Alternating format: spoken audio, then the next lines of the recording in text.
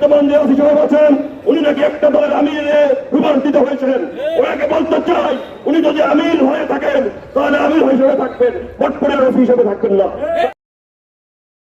এ পর্যায়ে সভাপতি জনাব জসিমউদ্দিন ফারাজি তিনি বক্তব্য রাখবেন।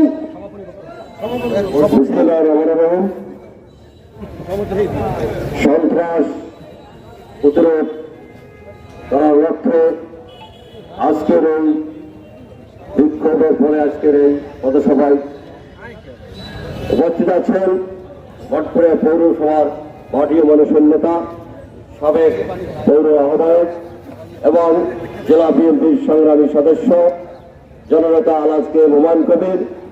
উপস্থিত আছেন আমাদের বর্ষিয়ার একজন নেতা,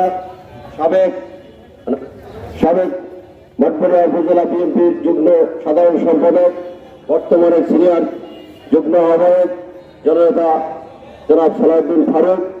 উপস্থিত আছেন পৌরসভার নবনির্বাচিত সাধারণ সম্পাদক মিজানুর রহমান মিজান ভাই। উপস্থিত আছেন পৌরসভার নবনির্বাচিত সাংগঠনিক সম্পাদক হারুন রশিদ সহ বিভিন্ন ওয়ার্ড থেকে আগত আমার প্রাণপ্রিয় সংগঠন জাতীয় দল মঠপুরে পৌরসভার পক্ষ থেকে জানাই সংগ্রামী সালাম ও শুভেচ্ছা। আসসালামু আলাইকুম।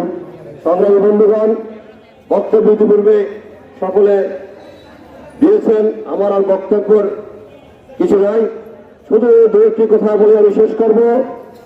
আজকের 17 বছরের পরে আমরা এই উন্মুক্তভাবে গত 8 তারিখে ভোটাভুটির মাধ্যমে আমরা নির্বাচিত হয়েছে। তারপরে আমাদের আজকের এই প্রথমে আমাদের কর্মসূচি। সংগ্রামী বন্ধুগণ, আমি বলতে চাই যে আজকের আমাদের এই পৌরসভার ভিতরে কোন সন্ত্রাস, কোন মাদক ব্যবসায়ী এবং অন্য কোন ষড়যন্ত্রকারী মঠপুরিয়া পৌরসভা থেকে আজ থেকে বিদায় হয়ে যাবে। আমরা আমাদের প্রতিটি ওয়ার্ডের নেতা কর্মীকে জানিয়ে দিতে চাই, যদি কোনো মাদক ব্যবসায়ী, মাদক সেবনকারী এবং কোনো অকাম করার কোন নেতা কর্মী থাকে আমাদের দলও, আপনারা আমাদের কাছে বলবেন, আমরা দলীয়ভাবে সিদ্ধান্ত নেব, প্রশাসনিকভাবে সিদ্ধান্ত নেব। সংগ্রামী সক্রিয় বন্ধুরা, আমার আজকের প্রশাসনকে বলতে চাই, বর্তমান যে ওসি সাহেব আছেন উনি নাকি একটা দলের আমিরে রূপান্তরিত হয়েছেন।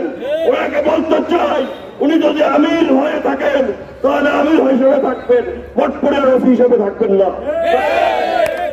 আপনাকে বলতে চাই, আজকে আপনার জন্য এই মঠপুরিয়া কুলসিত হচ্ছে, আর আপনি অতি বিলম্বে এই মঠপুরিয়া ত্যাগ করে আরেকজন সুস্থ স্বাভাবিক ভাবে যে মঠপুরিয়া পরিচালনা করতে পারবে তাকে আসতে দিন। এবং আপনাকে বলতে চাই, আপনি এই যে মঠপুরিয়া একটা অন্য দলের একটা অফিস খুলেছেন, এটা আজ থেকে বন্ধ করুন। সকলকে ধন্যবাদ জানিয়ে আমি আমার বক্তব্য শেষ করছি। আল্লাহ হাফেজ।